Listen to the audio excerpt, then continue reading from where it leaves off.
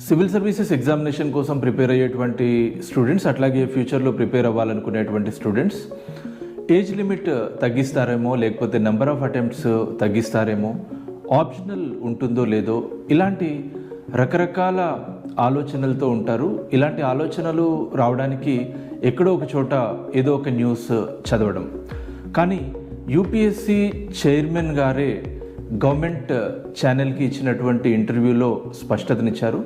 ప్రస్తుతం ఉన్నటువంటి age limit and number of attempts కొనసాగుతాయని, అట్లాగే ఇప్పుడున్నటువంటి సింగిల్ ఆప్షనల్ కూడా అట్లాగే ఉంటుంది అనేది యూపీఎస్సీ చైర్మన్ గారు ఇంటర్వ్యూలో చెప్పినటువంటి విషయం.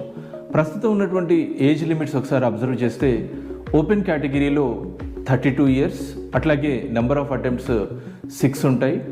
ఓబీసీలో 9 attempts, 35 years ఏజ్ లిమిట్.